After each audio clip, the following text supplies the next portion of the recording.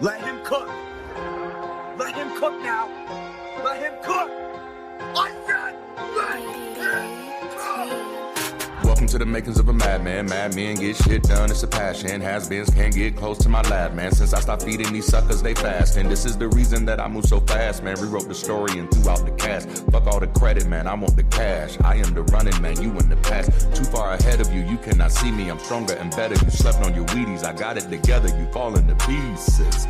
I should be calling you Reese's. It should be illegal to teach this, but somebody dared me to do it. So I said, well, damn, I'ma do it. That somebody was me, mad. Let him cook. Let him cook now. Let him cook. I said let him cook.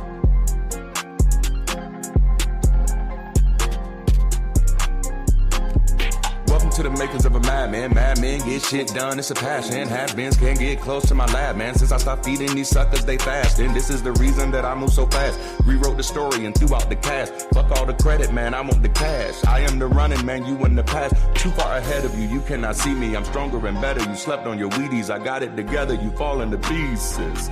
I should be calling you Reese's. It should be illegal to teach this, but somebody dared me to do it. So I said, well, damn, I'ma do it. That somebody was me, mad.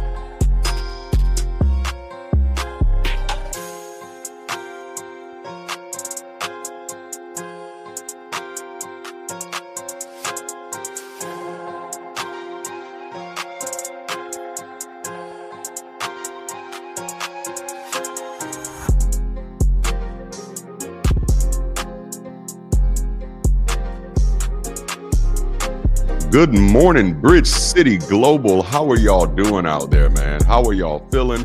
How are you living? How is the day treating you? You have no idea how glad I am to see you right now. That's right. Let them cook. Welcome to the makings of a madman. Mad men get shit done. It's a passion. Has-beens can't get close to my lab, man. Since I stopped feeding them suckers, they fasting. This is the reason that I move so fast. Rewrote the story and threw out the cash. Fuck all the credit, man. I want the cash. Anyway, y'all, I'm so glad that y'all are here today. I'm super excited to see y'all. We're starting a new series of conversations today. And if you haven't guessed it, that series is called Flight School. We're about to have a really good time over the next few weeks as we close out the month. And for everybody watching, guess what today is? Do you know what today is? It's open house week, which means starting this evening, I'm going to get me a nap after this show. But starting this evening, we're kicking off Open House Week for Bridge City Global live in effect. If you're not a part of the global campus community right now, I don't know what you're waiting on. Go ahead and get in there. Get in where you fit in, man. bridgecity.app/start-here. That's how you know what if get fit in at. All right, so I want to jump into this day because I had to push this back 30 minutes for today, and we'll kind of explain why in our introduction. But if you're excited about today's conversation, will you just show some love in the chat today? Will you show some love in the chat if you're excited about today's conversation? If you're excited about this new conversation series, if you're excited about Bridge City Global, Morpheus is here with me. He's excited. Would you just show some love in the chat, man? In the chat. Okay. So let's open this up. Do I have announcements? Open house week. Today is going to be different. I'm just going to flow. Let's go. So last week, and I haven't really shared this with anybody outside of my house and my team. So you're getting some information right now. Look at all that beautiful love in the chat. Jalapeno. Mm. Jalapeno. All right.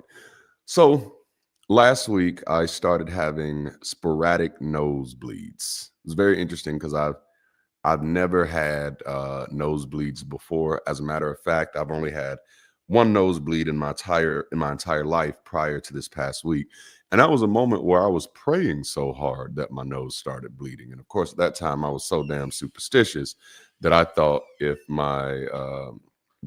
that maybe my prayers were really getting through. I'm sorry, I'm gonna have to hug my son. I've been in the hospital all week, and so he was asleep when I got home today, so I gotta hug him. Thank you, big head. So it was an immediate concern for me because I live with the baggage of resistant hypertension. Okay. At any given moment at any given moment in time, my systolic readings of blood pressure are in the mid 200s. I've been living with it for over a decade, and it is primary, meaning that there's no directly identifiable underlying cause. For me, hypertensive crisis is what I like to call inherited baggage.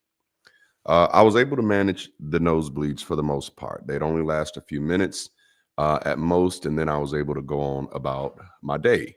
And quite honestly, at that time, my biggest concern was not necessarily my hypertension, which, though I knew anything dealing with bleeding is high risk for a person who's at a state of hypertensive crisis. So I knew that. But funny enough, I'm gonna give you a little view into my vanity.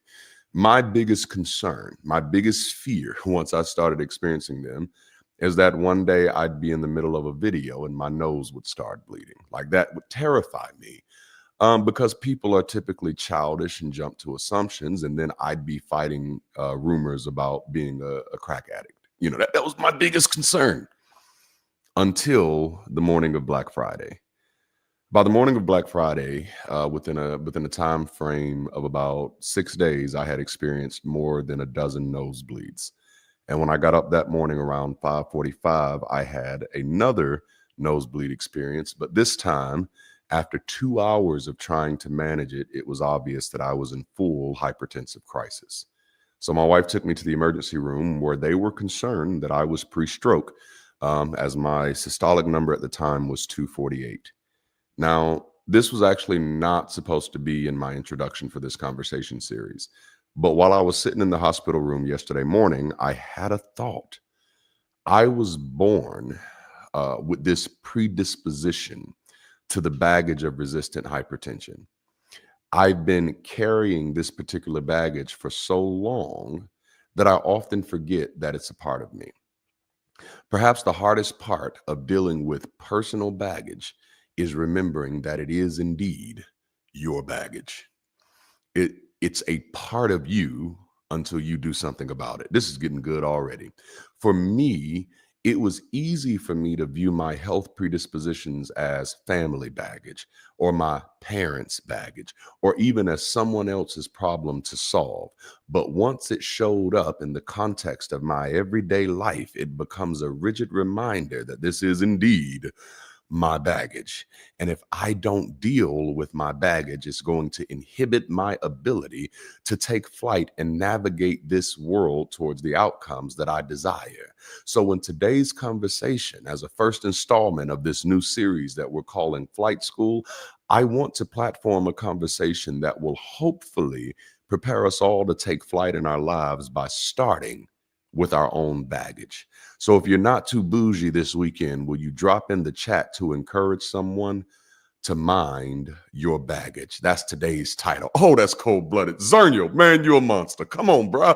That was beautiful. Yes, mind your baggage. If you ever wonder why I don't get into everybody else's squabbles, if you ever wonder why I don't jump on everybody else's bandwagon, if you ever wonder why I don't just jump on and dogpile with everybody else bullshit, it's because, baby, I got too much baggage of my own to be adding your shit to my shit. Is this good yet? Can I get a jalapeno? Can I get a hell yeah? A hell yeah and a jalapeno. Mind your baggage, all right? Mind your baggage. Over the past decade of my life, one thing has become absolutely clear to me, almost sacred, and that is that I am responsible for my life. I came to that conclusion after wrestling with persistent disappointments within my own life. No matter how hard I tried to, no matter how hard I tried to take flight in a given direction, I often found myself weighed down by the realities of life. Too broke, too sick, not enough money, not enough family, not enough friends, not enough clout, and that list can literally go on and on. I mean, damn, if we put up a circle right now and set 60 people in that mug and just say, hey, how many of you have enough of what you need? I think all the hands are going to go up like, no, I ain't got nowhere near enough. That list goes on. But it was in 2017 when I realized that somewhere in my life, I hope y'all ready for this, that somewhere in my life, I had outsourced not only my capacity, but my responsibility. I had inadvertently made myself the most insignificant person in my own life. Can I say that again? See, this is why when my baby boy walked into this room today, I don't care how many people are on this camera. I ain't seen my baby boy since yesterday, and I know he's worried about daddy. So when he walks in my office and I am live in front of y'all, no, y'all come second at that moment. Y'all don't want to talk to me because I will not be the most insignificant person in my life, and my children will damn sure not be the most significant, insignificant people in my life. So when he came in, oh, get over here, hug me. Y'all saw me. Come on, daddy's got to hug your neck. That's my baby. But I had got to a place in my life that if I wasn't in flight, it was because someone else didn't give me a boost. If I wasn't in flight, it was because someone else didn't open the door. If I wasn't in flight, it was because someone else's baggage was weighing me down. And the most insidious aspect of that type of perspective is that it put my life in the hands of people who had not signed up to do anything about my life. So if I stayed that course, I'd still be waiting on other people to make my life worth living. I hope this is helping somebody already. At the time, yeah, it felt like a crisis of faith, family, and friends. But in reality, it was the beginning of becoming. It was my first step into pre flight. It was both a mourning of the illusion of support that I had so desperately clung to and a celebration of the person that I was giving myself permission to be. And I just want to pause here real quickly. Don't you ever let nobody make you feel bad for celebrating the person on the other side of your best decisions. Damn it, that felt good. Okay, now, okay, so it's a celebration of the person I was giving myself to be. I love and enjoy being supported just like anyone else. But here's an early bird special for you. I no longer need anyone else's boost to take flight. No. Listen. I love walking through open doors. I love having somebody standing on both sides of the doors and they open them for you. But even if you don't open the door for me, I promise you, I'm prepared to fly through it. Why? Because I've gotten to the place where I've learned how to mind my baggage. So before we get too far ahead, let's snatch up some definitions to get on the same page. What exactly is baggage? What is baggage? What are we talking about when we say baggage? Well, I'm so glad you asked because that's what we're here to talk about today. I want to give you two definitions. I didn't have these ready for the screens, but don't worry. I want to give you these two definitions. They're easy to remember, okay? The first definition is real easy. It's personal belongings packed in suitcases for traveling, aka luggage, stuff that you're lugging around, stuff that you're carrying, dragging is personal. Okay.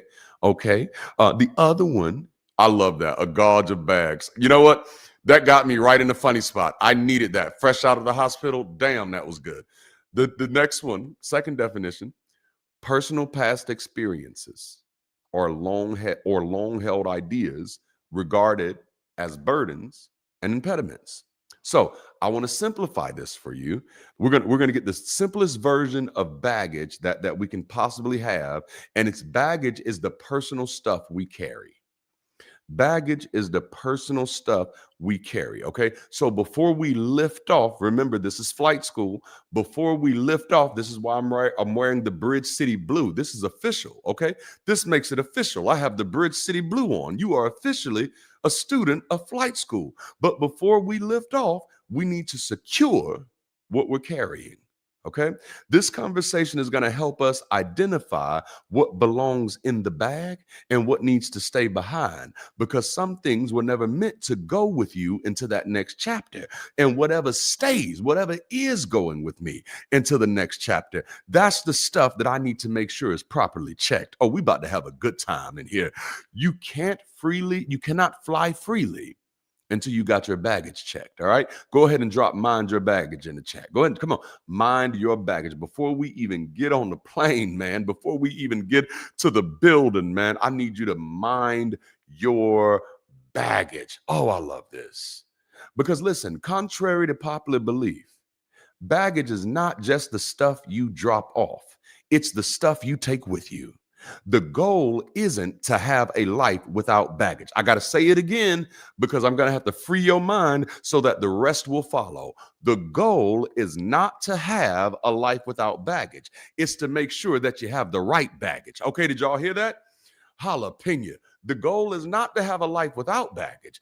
The goal is, if I got something on me, it needs to be something that I need. Come on now. I got to have the right baggage. This is why minding your baggage is so important. The problem isn't that you're carrying it. The problem is that you're carrying stuff that you can't use. The problem is that you're carrying stuff that isn't helping you. Baggage isn't the problem. Intent is. Baggage isn't the problem. Responsibility is. Baggage isn't the problem. Accountability is. Baggage isn't the problem. Management is. Jalapeno. Can I get a hell yeah? Come on now. So I cringe every time I hear a pastor or a motivational speaker or even a therapist talking about getting rid of baggage or life without baggage. Listen, I travel quite a bit, and I can tell you that baggage may be at times inconvenient, but it is in most cases absolutely necessary for the journey. Okay, yeah, baggage can be inconvenient sometimes, but man, we're gonna mind our baggage today. So let's highlight some very important questions in regards to baggage. Are y'all ready for this? So, for whatever baggage you have, damn it, you own it, Zernial. Oh my goodness, I'm about to preach like a madman. Whatever baggage you're carrying, this is the first question I need you to ask. Why am I keeping this? Why am I keeping this? This is the first pre-flight question we need to ask when we are getting ready to mind our baggage.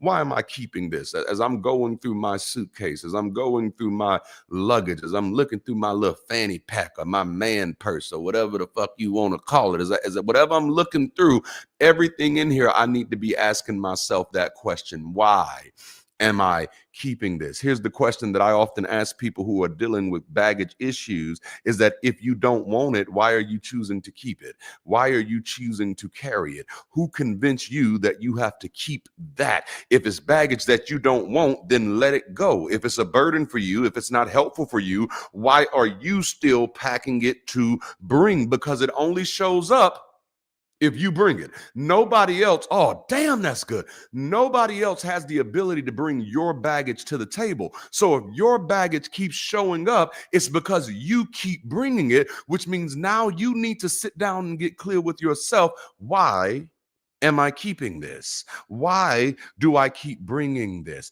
Why am I still holding on to it? Come on, let's go there. Why am I keeping this relationship?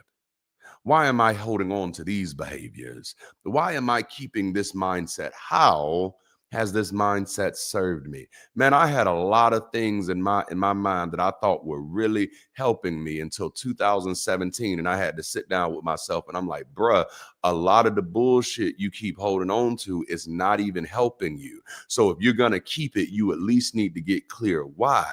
And then if you can't find your why, maybe it's time to let go. If you can't find why you're holding on to that mindset, does that mindset serve you? Does it serve the people you love? Does it serve your ideas, your ambitions, your audacity? And if it doesn't, then it might be limiting you. What about even some of your personalities, man? Is this serving me? Is it time for me to update? Me and my wife just watched the Being Eddie documentary, and Eddie Murphy said, you know, the laugh that he had became famous for, it was his laugh. That's his laugh. But people begin to commodify that laugh. People begin to commercialize that laugh. And he began to realize, like, damn, this laugh ain't really helping me anymore. As a matter of fact, it's kind of becoming something that I don't really like. So he literally asked himself, why am I keeping this. I didn't mean to bring Eddie Murphy into this. I don't know how that happens. So watch this. Maybe you keep fumbling the bag because you keep mismanaging your baggage. Damn, this is good. No. Jalapeno. Maybe you keep fumbling the bag because you keep mismanaging your baggage. Watch this. You're bringing it, but you're hiding it and trying to pretend like it's not there.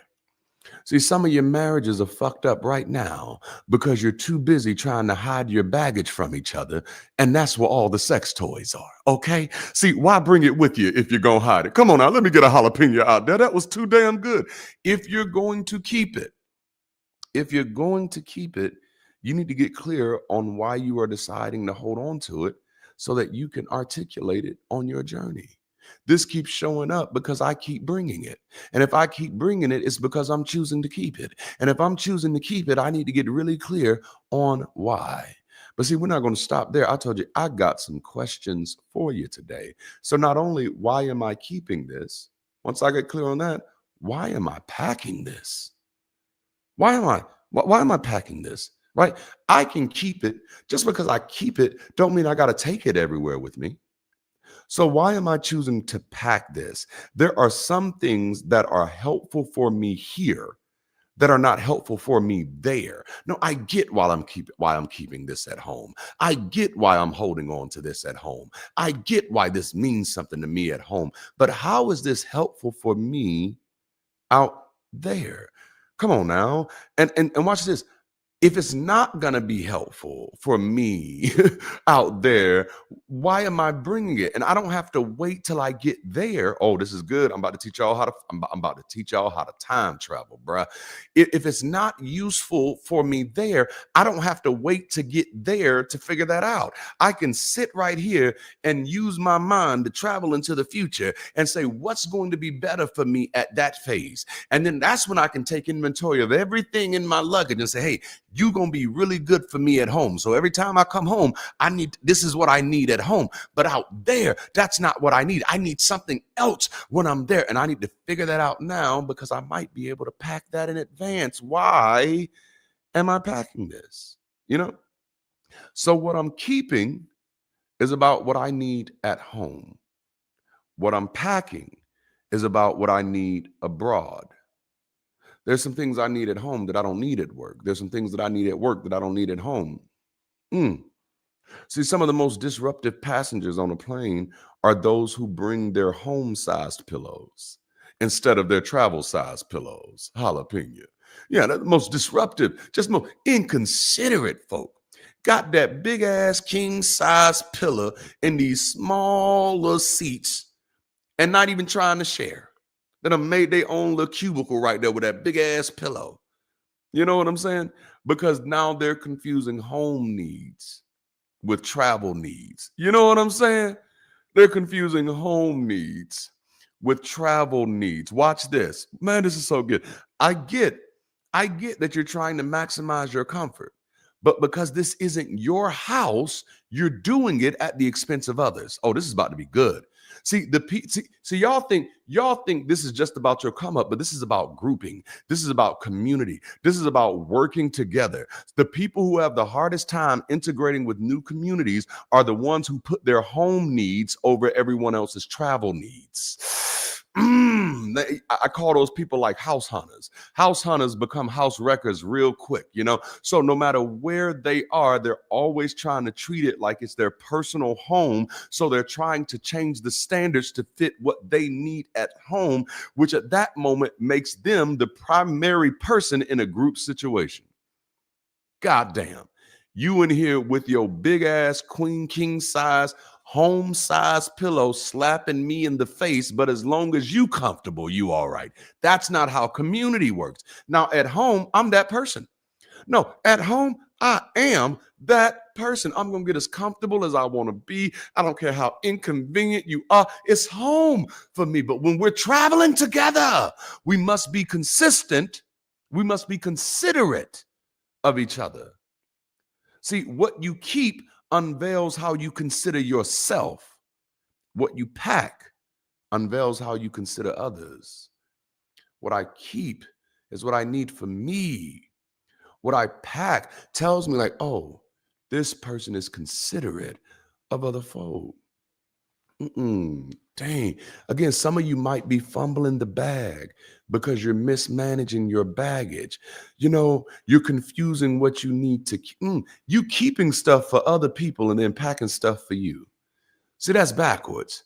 So, I'm keeping stuff for me and packing for others. All right, let's go.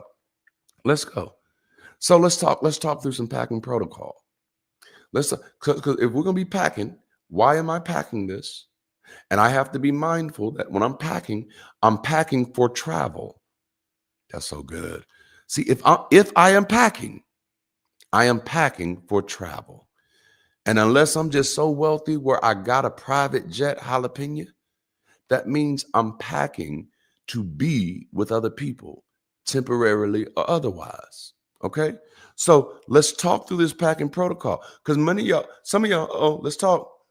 This might be why life a little hard for you right now. Some of you are selfish packers. Don't worry.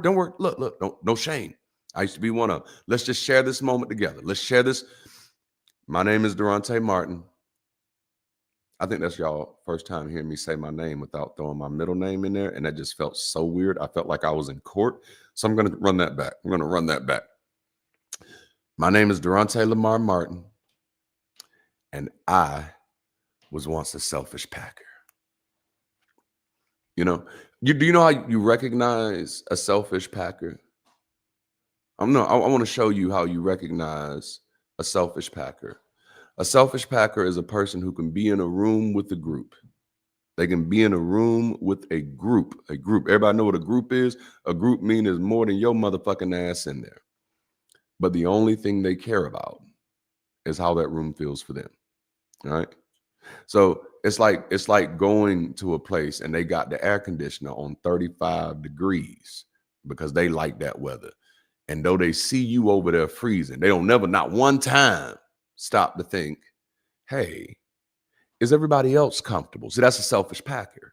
A selfish packer walks into a room and always preferences what they like and what they don't like, as if the whole room should shift to their preferences. That is home behavior, not community behavior.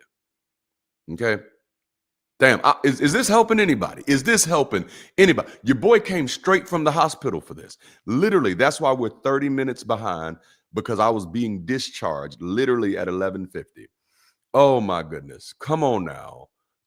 That's right. Why would you walk into a room and demand something changes? This is good. That's selfish packing behavior. So here's some questions you can ask yourself if you've struggled with being a selfish packer, and we have. Again, I call them house hunters.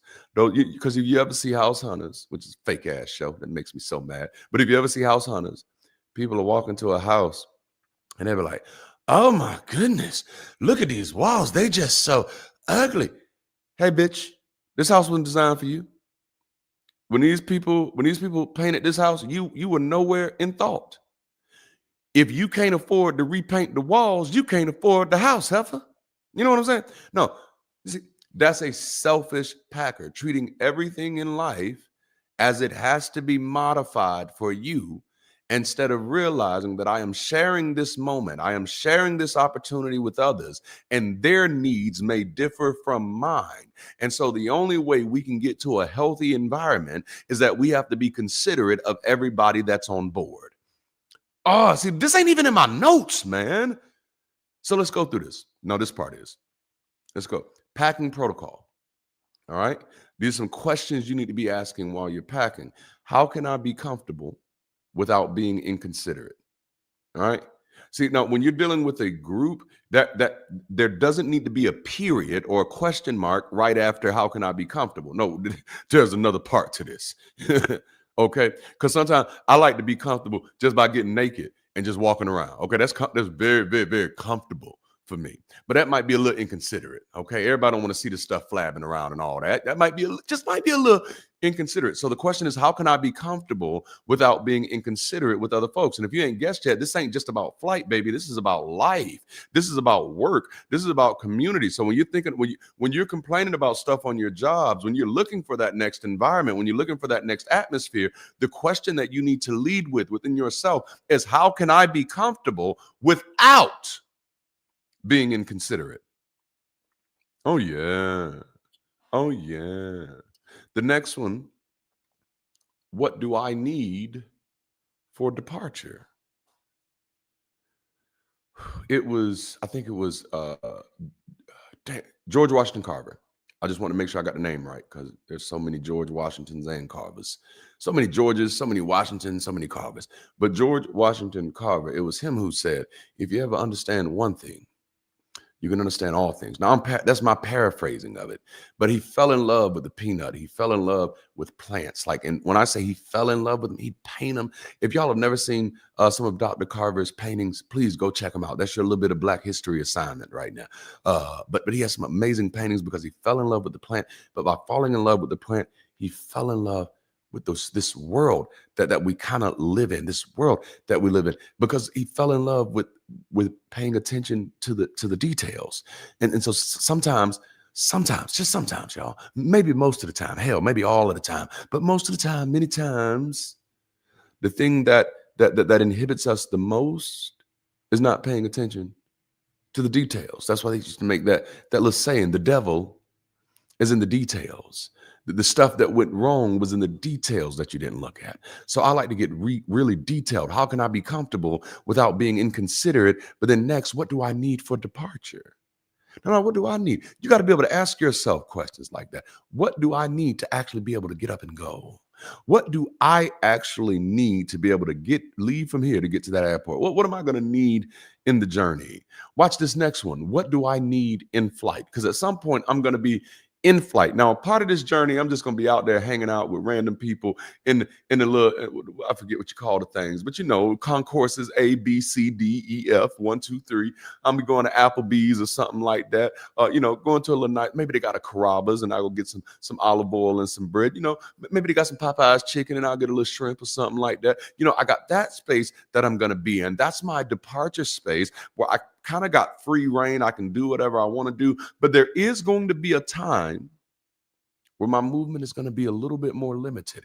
There is going to be more a time we're going to be stationary for a while. Again, I was in the hospital this weekend. That's kind of like being in flight because I'm going to be here. And so my wife had to go pack some stuff for me. And it's like, okay, what does he need while he's there? Okay. So there's some things he needs at home that he may not need there. Oh, I hope this is helping, man. Ooh, this is good. Them terminals. There it is. Thank you, Ashley. Yes, terminals. Because I was lost, man. It was gone. All right. Next one. What do I need for arrival? And I think this is where this is where so many people miss their bag at. Man, you can have everything right, but if you really miss what you need for arrival, you're gonna be in trouble. So let me go back to departure real quick. What do I need for departure? Last time I traveled on a plane, I had to go to California. And a week before I went, that was for the Rise event. A week before I went, I sat down with my team in a meeting and I said, you know what I just realized? And they said, what? I don't have a real ID. The United States went through this weird thing where they changed all the IDs and Alabama decided not to participate for one moment. And then Alabama decided it's going to get its own things. And then when I renewed my ID, I just did it through the regular way just because I don't like going back down. I don't like dealing with the DMV. I don't like dealing with state buildings, period. Okay. This is why I can't jump on everybody's bandwagons. State sponsored stuff typically sucks. At least it does in the South. So I try to avoid state buildings at all costs. At all costs. There's no customer service. There's no innovation. There's no attempt to be nice. There's no attempt to be human. The job security is just like, it's crazy. But anyway, I realized I didn't have an ID. Okay. And so, oh shit, I need that to depart. But then also, what do I need to arrive? So think about this, please, beloved. And this is for people.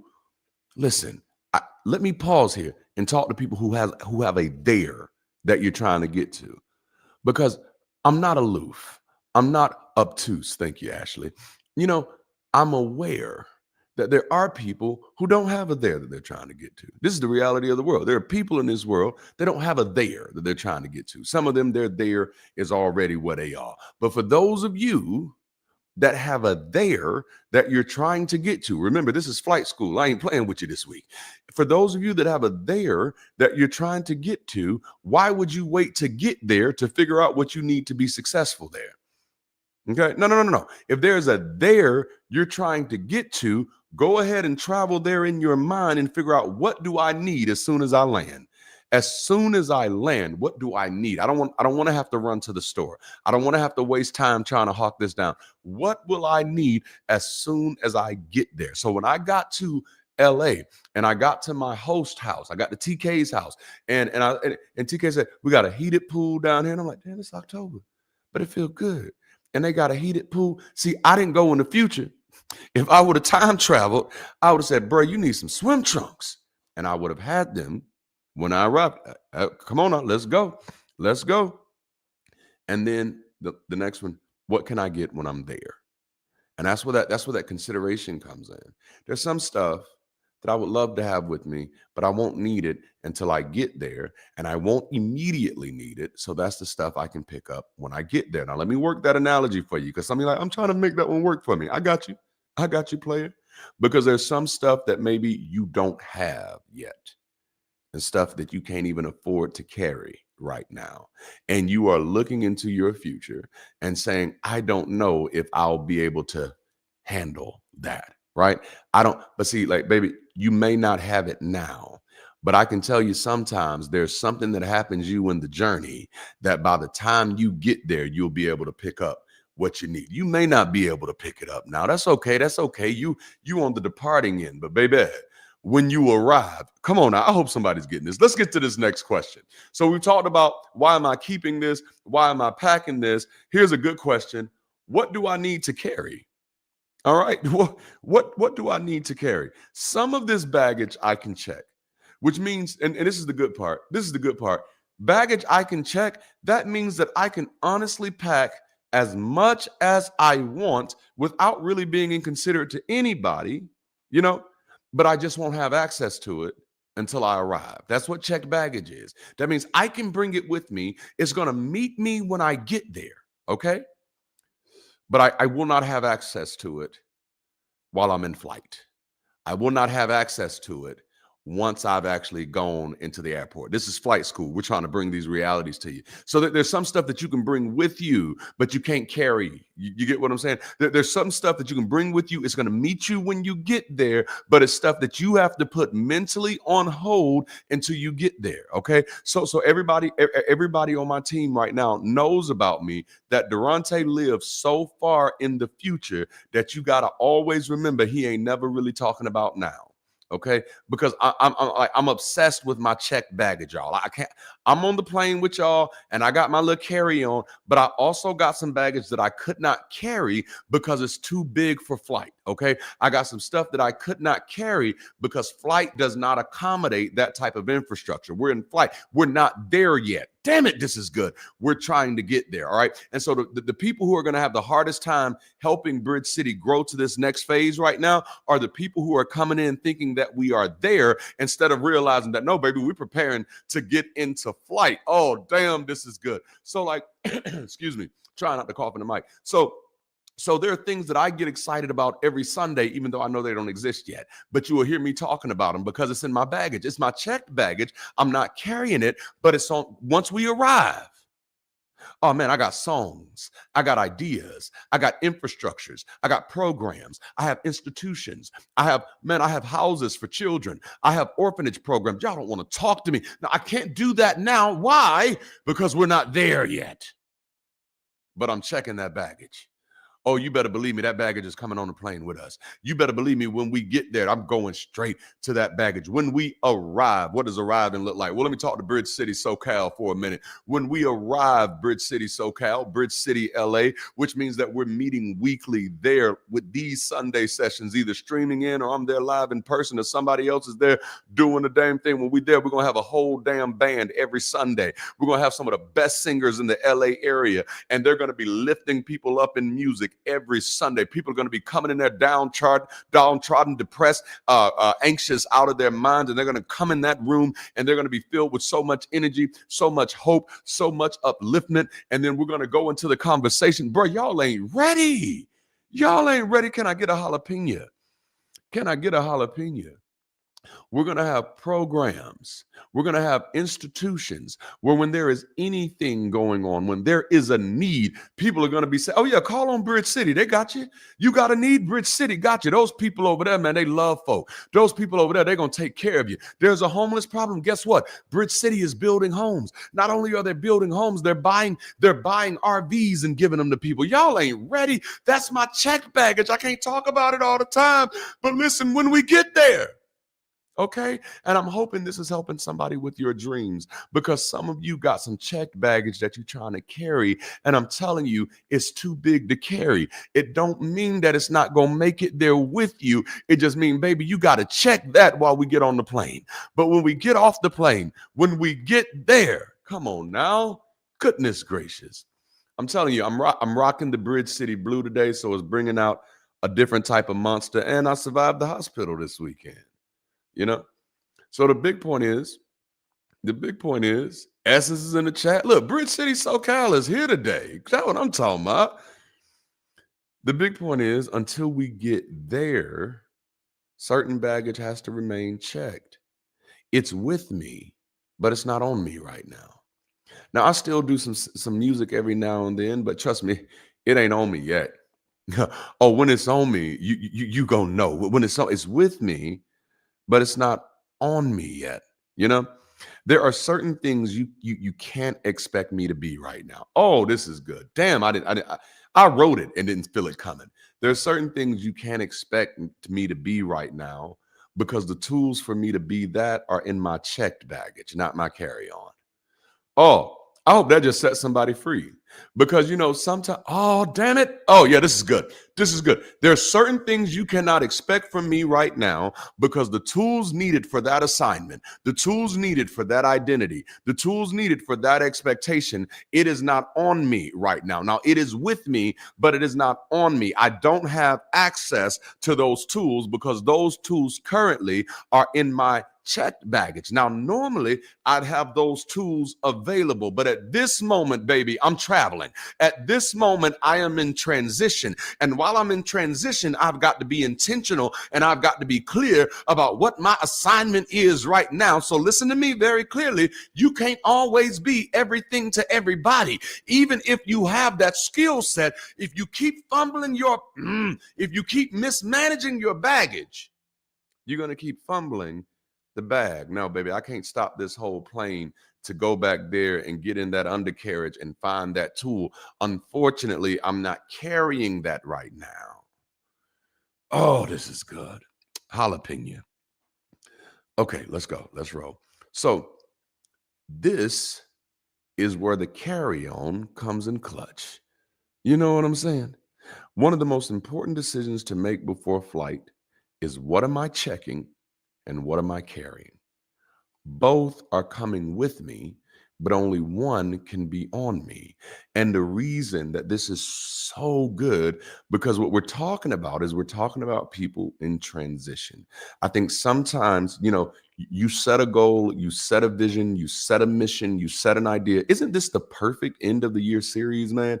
You set a goal, so that way we get you set up next year. You set a goal, you set that ambition, but then you don't check the difference between my checked baggage and my carry-on.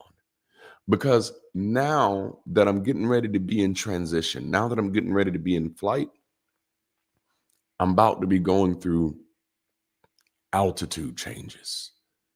I'm about to be going higher.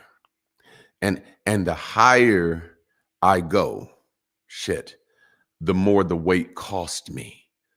Oh, no, no, no, no, no, no, no, no. You don't understand. We got to have these mature conversations. Nope.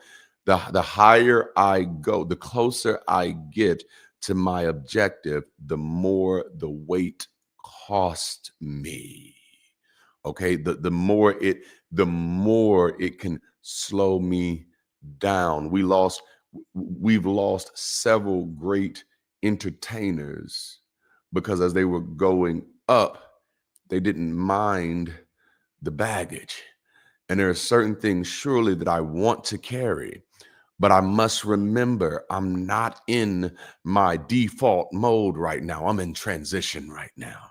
I'm in flight right now. And as long as I'm in flight, I'm going to have to carry light. And so if I'm going to have to carry light, boy, if I had to be right before, I really got to be right about what I'm carrying. I can't just wing this. Mm-mm. So one of the most important decisions to make before a flight is, what am I carrying? What I choose to carry will determine not only how comfortably I'm able to fly, but also how readily I'm able to assist. Okay? So you have to ask yourself, what am I willing and able to still be while in flight? Which brings us to that next question, what I choose to be responsible for. See, this is whew, so much stuff has changed over the years, but I love this because this is going to help drive this point home. God damn it, I hope y'all are ready for this. Here's the trick. Whatever you choose to carry, you choose to marry.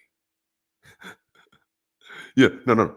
If you're choosing to carry this, this is yours. It has to stay with you at all times. You don't get to put this down and walk away. Whatever you choose to carry, come on now, is what you choose to marry. This is what you choose to be responsible for. When you go through the airports now, you're going to see these signs posted up everywhere. It's going to remind you, never leave baggage unattended at an airport.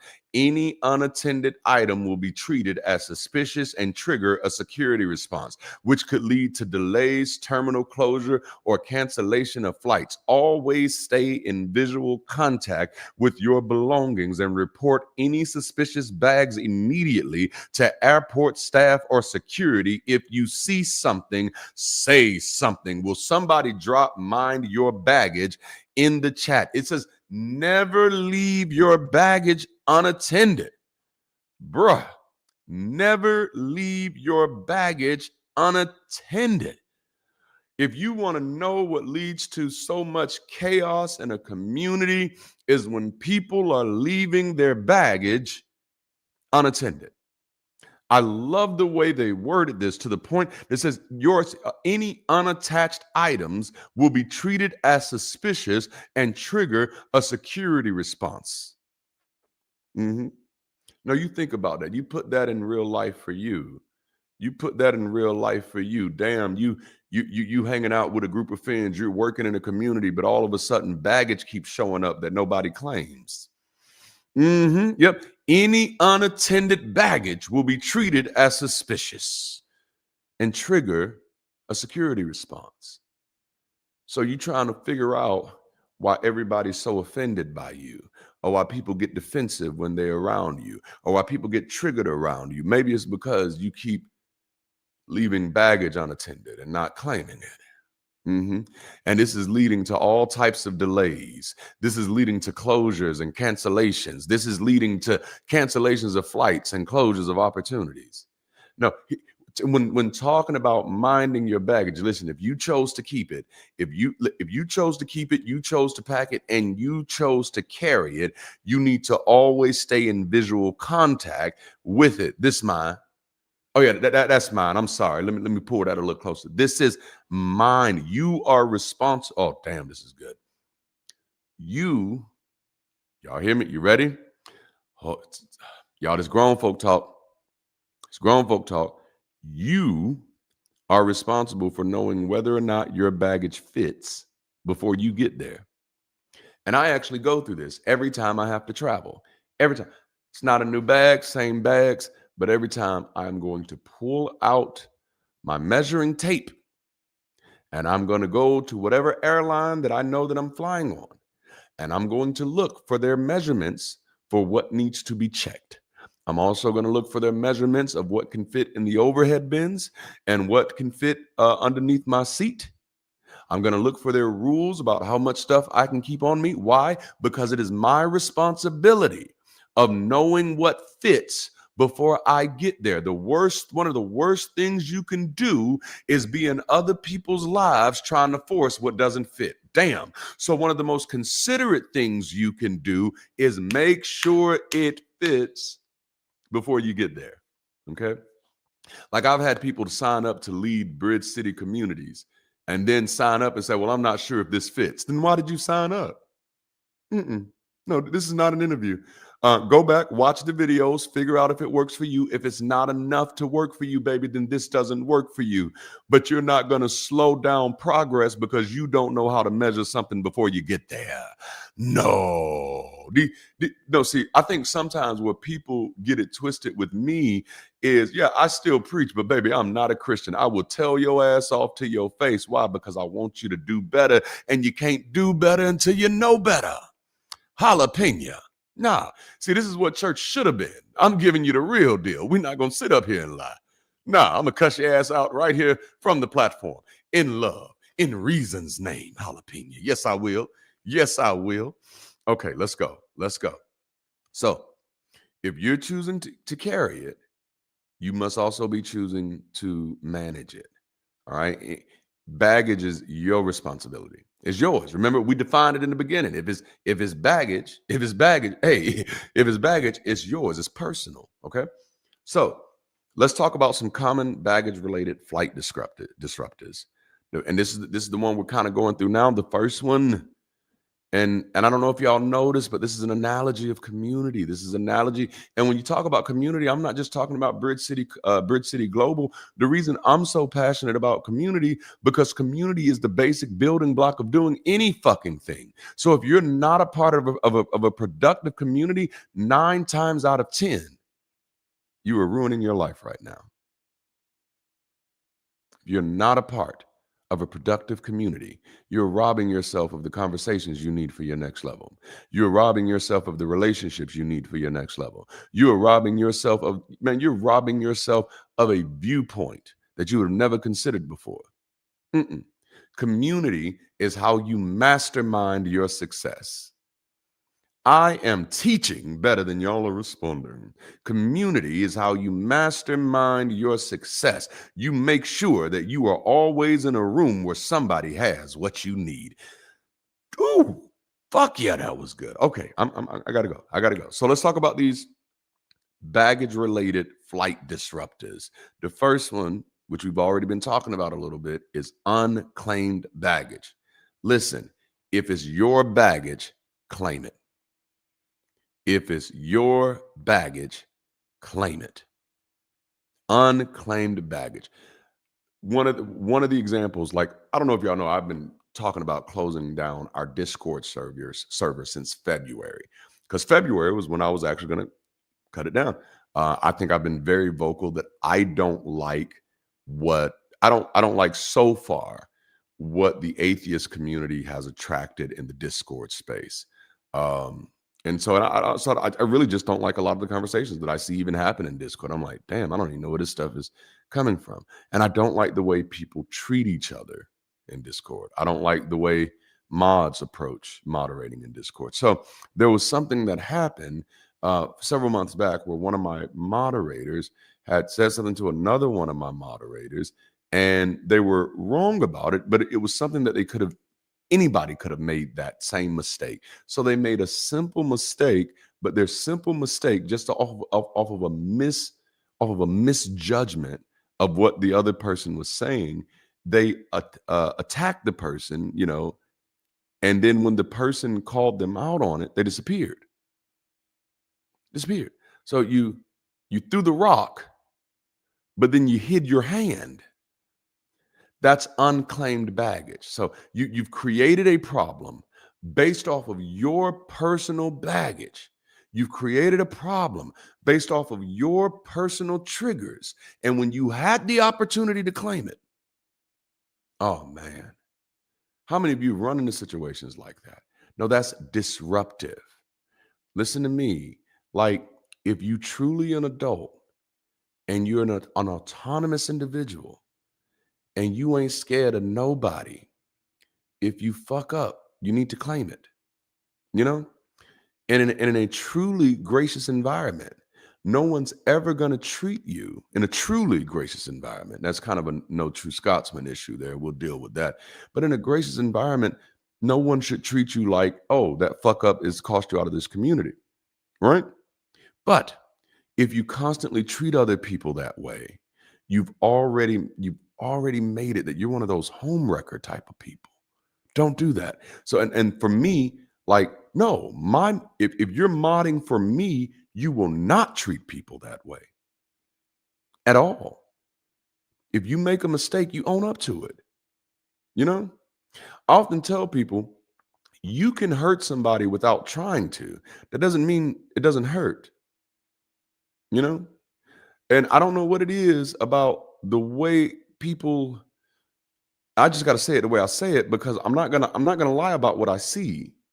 But the way leadership seems to be perceived in much of the atheist community is a position of being able to tell other people what to do. And that's not what the fuck leadership is. Leadership is helping people get to their destinations. Leadership is supporting people. Leadership is empowering people. And the reason this community is so fucking fragmented because we're not looking for people to support. We're not looking for people to empower. We're not looking to help people get to their next destination. We're just looking for people to join our rage bandwagons. Back to regularly scheduled programming. So that was unclaimed baggage. Now let's talk about unchecked baggage. Come on now. Unchecked baggage. Stuff that you know this is just too big to be flying with. You know this is too big. Why you brought this on this damn plane? You know they about to take this from you or kick you off the plane. Let me tell you something. Whew. See, if I right now, and I know it makes my team nervous. I know Zernial gets nervous when he hears me talking about my expectations. I know Ashley gets nervous when she hears me talking about my expectations. I know Robert Damshow gets nervous when they hear me talking about my expectations. But I always try to make sure to them that I remind them that, hey, y'all, that's my checked baggage. That's not in the carry-on. I'm not expecting that while we're in flight. I mean, if we can get a nice song struck up while we in flight, I've seen people sing on a plane before. We can do it. It can be done. It can be done. But for the most part, like I know we ain't gonna be able to break out the keyboard and the guitar and the drums, what I call the two-piece and the biscuit. I know we're not gonna be able to do that yet. I know not yet. But man, if we can get our in-flight protocol right, we can get there a lot faster. Damn, this is good. Okay. So unchecked baggage. Some stuff is just too big for flight. Some stuff is too big for flight. I think that is sometimes a big disappointment for people who want to connect with Bridge City, who are really call centric. They have a very specific cause that they want us to jump on immediately. And I'm like, no. We're not there yet. I think y'all, and look, you can go back through this. You can go back through our Sunday sessions where I'm reminding people there's a message I have on one of our Sunday sessions that says, you got here first. I need to make that required listening, required watching for everybody, because you got to understand the difference between being there and being on the way. Oh, damn, this is good. No, we're trying to get there. No, we want to get there with you. We want to support all of those missions. We want to support all of those causes, but we don't want to kill anybody to do it. And then one of those things that I've seen is that we are creating environments where people have to be human sacrifices in order for us to do anything productive. And to me, that's not smart. We should not be aiming to be sacrificial. We should be aiming to be strategic, to build community in a way that people don't have to destroy their lives to be a part of it, that people don't have to harm themselves to support it. But the only way we do that is to walk away from the illusions and get real intent. No, let me measure my baggage and see how this is going to impact other folk. God, is this helping anybody? Can I get a jalapeno out there? Can I get a hell yeah? All right. So that's unchecked baggage. This is just too big for flight. We can't solve these issues right now. You know, there's only three of us. You about to give me, Robert, and Ashley a whole lot more work to do. And I'm gonna tell you something about me. Now, this is my pet peeve. This ain't a Bridge City thing. This is Darante personal thing. Anybody who comes to me with ideas and who are not planning to implement them themselves, that shit goes in one ear and out the other for me. Because the only thing I hear when you do that is, hey, here's something else you can do. I know you keep saying you tired. I know you keep saying you got a lot on your plate, but I just love you so much that I just want to give you something else to do. Now, just because you don't know that's what you're saying, don't mean I don't have to pretend like that's not what you're saying. No, if you have an idea, you need to be prepared to implement that bad boy. Otherwise, what that communicates to me, and I'm telling you, I'm just going to talk straight with you. What that communicates to me is that you have an idea, but you have not thought about it. That means you're not even connected to what it will require to make that idea happen. Most people think an idea is just like, oh, I got an idea. And it's like, now everybody else is going to make my idea happen. What the fuck? No, if you have an idea, you need to be the person to implement it. I think everybody wants to be the idea person. Let me help you out real quick. That person don't exist. Ain't no such thing as an idea person. Oh, I'm the idea person. I just come up with the idea. Motherfucker, everybody got ideas. Okay. All right. No, what really makes, like Michael, a lot of people who play basketball have ideas about dunking. Okay. It's the person who can actually do the dunking. That's what I'm looking for, man. You know what I'm saying? I now want to teach a whole series called Fuck Your Ideas. Like, I think we're going to make it an entrepreneur series. Oh, that felt good. Oh, okay. Okay. Shit. Zernial, man, I think that's a great idea. And I'm calling on Zernial because he got somebody in his life that I think she would kill that type of speaking event. Fuck your ideas.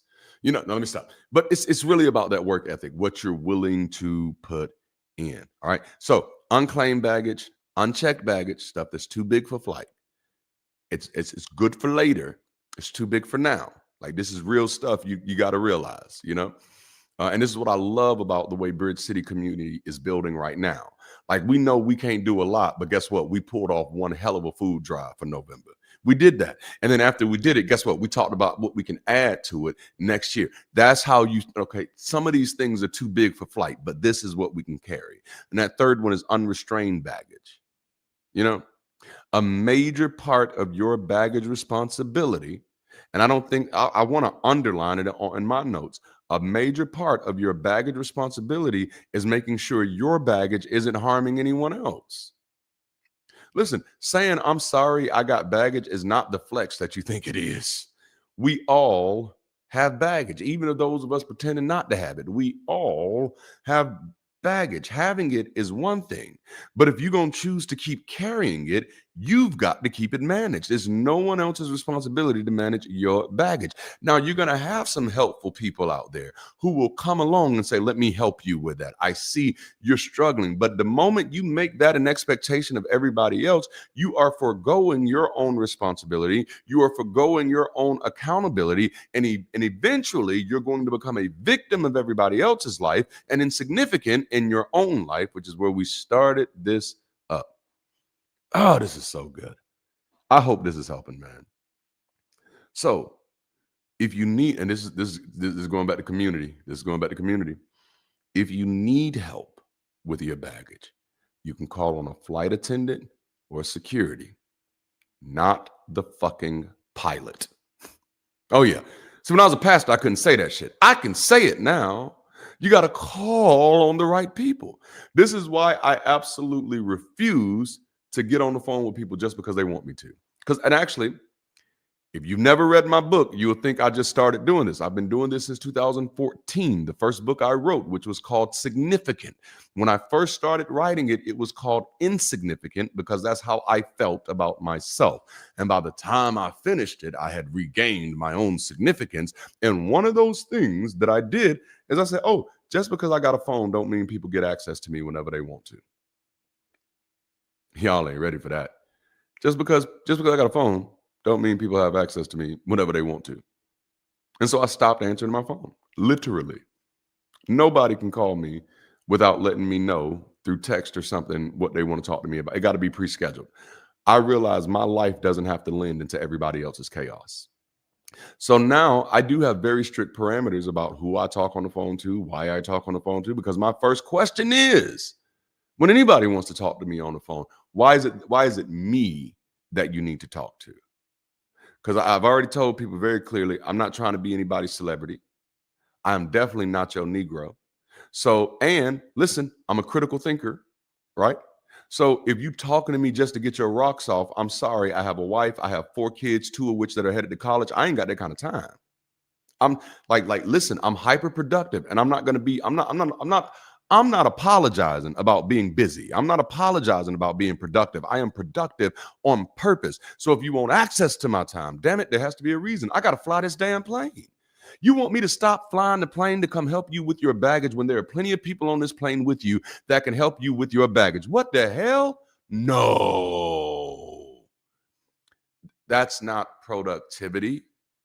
That's not practical. That's personality paralysis. And the reason I don't like that is because you are likely devaluing other people in your life, thinking that I have something special for you, and I don't. Whatever I have that is of value, I'm giving it to you right here for free. Stop trying to rape me for more. Oh, I'm sorry. Did we go there? We did. We did. I'm not your Negro. I'm not your. Yo, these next few videos that's getting ready to come out over the next few weeks. Hey, but you can't send a preacher to the hospital. You know, you get them thinking about life and stuff. Hospitals and jails. You put a preacher in a hospital or you put a preacher in jail. We coming out with books on top of books on top of books. If you ain't never read Letters from a Birmingham Jail from Dr. Martin Luther King Jr., I'd suggest you go check it out. All right. All right. All right, let's go. So let's get to this next question, which I think is our last question. What I choose to use for my journey. So we start, what am I keeping? Why am I keeping this?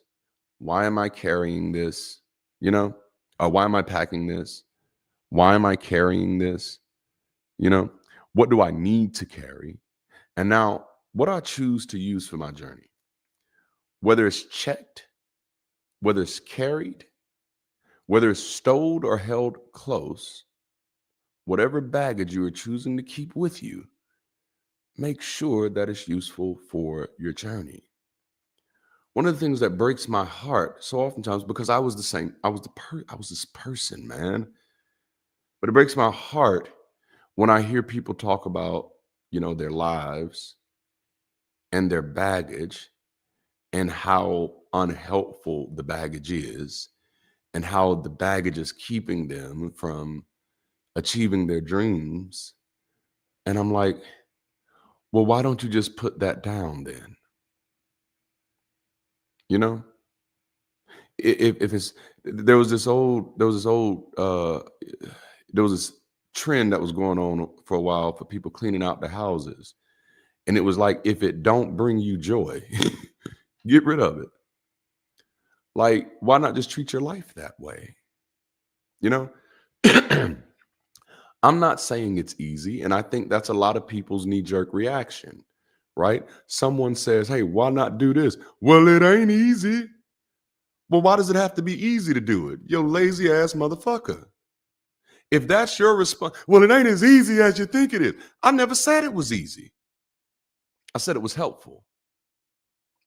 And that might be the difference between the person you're trying to be and the person you're currently stuck at. Is one person, one version of you needs things to be easy. The other version of you just needs to know that it's helpful. You know, I don't need things to be easy. I gave up that superstition. When I gave up the idea of some divine genie out there masterminding everything and granting fucking wishes. The moment I realized that we are fucking floating space apes on a floating rock in the middle of fucking eternity, as far as we know. There is no easy. Everything, I've had friends tell me, man, life should be so easy. We done made life so hard and all these other things. And I'm like, you think running from cheetahs wasn't hard? That sound easy to you? That sound easy to you? No, no, you've bought into some foolish propaganda because you're saying it to me while you're holding a fucking iPhone. You're not looking for a simple life. You're just looking to be one of the people who doesn't have to do the work to make life happen. But there's never been a moment of humanity's existence where work has not been a characteristic of our success. Emerging into the societies and civilizations that we have required work. We have to learn how to work together. We have to learn. And we overlook this. And I encourage you all to go back and check out our series, How to Human. But we overlook this. One of the most fascinating things about our human existence, for me, is realizing that at one point our identity was so limited. At most, you could be a hunter or a gatherer. Maybe you're a hunter who sings sometimes, a gatherer who sings sometimes. But at that dispensation of history, you couldn't be a singer. That dispensation of history, there was no room for blacksmiths. At that dispensation of history, the educator did not exist yet. The time that we have to be who we become has come. We've given that time to each other by working together. I often remind people that it was only about 500 years ago when we as a species stopped killing people on sight. Only about 500 years ago when we as a species stopped killing each other on sight. It is imperative. Oh, that's why this feels so good. It is imperative that we learn as a species that is literally on a planet that is in flight. It is imperative that we adopt in-flight protocol, that we learn how to treat each other, that we learn how to work together, that we learn how to protect our comfort while still being considerate of others. And that whatever it is that we're carrying along with us on the journey, let's make sure that it's useful for us. That's the big point of today's talk. If it's my baggage, it's my responsibility. And the least I can do is be committed to being responsible for my baggage. It sounds so antagonistic, but minding my baggage has been the biggest blessing, if I can use that word, of my life. You know, I decided to keep it. I decided to pack it. I decided to carry it. Therefore, if I am committing to holding on to any baggage, my reason needs to be that it is useful for me, that it is useful for my journey. Otherwise, why am I carrying stuff that isn't helping me? Why am I carrying stuff that I know is hurting others?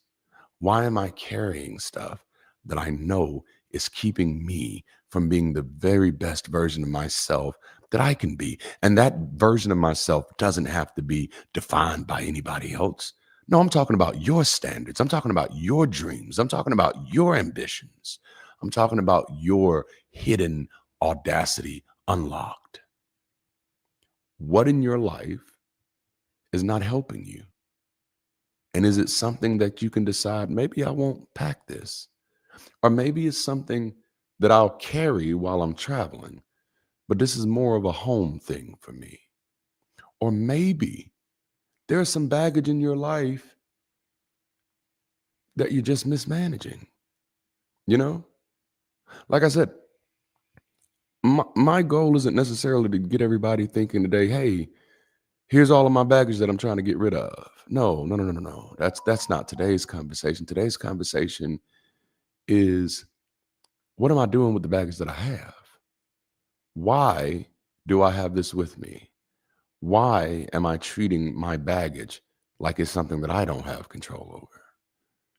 One thing as a person who deals with several different types of neurospicy, we just call it neurospiciness. I deal with a lot of neurospiciness. I've had to decipher and to discern how my neurospiciness works for me. That's my baggage. I'm deciding to keep it. I like my baggage, you know? But if I'm keeping it, I'm going to make it work for me. And that's the thing that I want to challenge everybody who's listening to this talk this weekend to do for themselves. Those are the conversations I want to encourage you all to begin having starting this week. It's like, how can I manage my baggage better? How can I get more from my baggage? And if I can't get more from it, why do I have it? Why am I holding on to this memory? Why am I holding on to this relationship? How does it serve me? How does it benefit me? Because listen, as a person who was in human resources for years, a person who's the director of people and culture, project manager, talent acquisition manager, I've always advised the companies that I work with that people don't do their best work until they feel like their best selves. And if you're carrying unchecked, unclaimed, and unrestrained baggage, you're never going to feel like your best self. You're always going to feel like something or someone is weighing you down. And the worst part about that, internally, and I just got to go there, you're going to end up putting that blame on yourself. And so I'm trying to shift you from blame to accountability. I'm not blaming myself anymore. I'm taking accountability. I'm taking responsibility. And damn it, I'm getting ready to take flight. So if you're truly ready to take flight, this is the season to turn the baggage into the bag. I hope y'all have enjoyed this conversation today. I've definitely enjoyed having it. For a small moment, I thought I might not be able to make it today. For a small moment, but I'm here, stronger than ever, living with some baggage that's inherited, but all baggage that I've decided to keep, that I've decided to carry, and that I've decided to make sure that I'm being responsible for managing it. And I hope I've said something today that helps you determine how you want to manage your baggage. I love you all. Just a few quick announcements. I'm just doing one announcement. I'm doing one because actually sleeping in hospitals sucks. So I need a nap and I need to go pick up some medication, honestly. But open house week starts today. Like tonight, you're going to see us right back here. We're going to be streaming. Actually, yeah, we'll be streaming here tonight. We're going to be streaming tonight. Nope, it'll be on Bridge City Global and somewhere else. I'll tell you about that. But join bridgecity.app and find out what we're doing as a global community. We love to have you a part of the crew. We love to have you a part of the community. As you hear in today's message, now we're not quite there yet, but we are on the way. And that's why we're doing this in-flight protocol. I want to invite you all to hang with us for our open house activities this week and festivities this week. Honestly, I would have had all of this stuff prepared, but again, I've been in the hospital since Friday. Just got out this morning. Just got out maybe 20 minutes before we started the stream. Zarniel, who's handling production for us, he and I were in the studio while I was still in the hospital. And they came in and was letting me know that I'd be able to go. So that's when he and I made the decision we could push back for 30 minutes. But we love to have you on this team. And especially now that you've heard some kind of packing protocol, you know what to expect and you know how to flow. And whether you're with us or not, I hope I've said something to you that helps you grow in your communities and grow in your endeavors. So if you want to join us, we have that information on the screen. You can click the QR code. It'll lead you straight to our global campus, or you can text HOME to that number on the screen. And that's just basically going to lead you to our global line. And then we're going to send you the link to our global campus so you can click it right from your text message. Also, if you want to support us financially, you can click the QR code that's at the top of the screen. And that will lead you right there as well. So meet us back here this evening. If I wasn't in the hospital, I would have had all of the activities up, posted, so y'all would have seen them. But just meet us back here this evening at 5 p.m. Central Time, I believe. Oh, damn, it's a lot going on tonight, so I do got to talk about it. I should have made Ashley get in the studio today so she could talk about it, because we have a lot going on tonight. We're going to open up with some recognitions of our members, of our leaders. We're going to talk about some of the stuff we've done with Thanksgiving this year, with our Thanksgiving food drop. No, you don't have to apologize. I didn't. You can't apologize for something I'm just thinking about you doing now. No, but no, we gotta. And so we're gonna do some member recognitions. We're gonna talk. We're gonna lay out everything that's happening over the next 7 days, because then next Sunday night we're ending with the movie night. That's gonna be dope. So we're going to talk about everything that's happening over the next 7 days.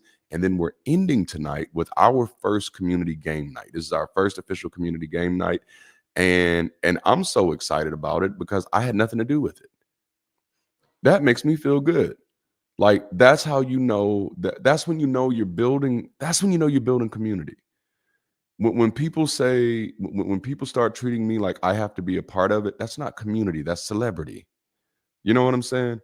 We're building community, and I'm so proud of our team. I'm so proud of Ashley and Philoso Shy for putting this together, and I cannot wait to see how it unveils tonight. And so that's Pictionary tonight. That's us. We're going to be doing it. All right. I've made this longer than I should have, or maybe I haven't. I don't know, but I'm just excited to be home. I'm excited to be in front of y'all live. I'm excited that this is open house week, and I'm ready. So I love y'all so much. Until next time, keep rising, man.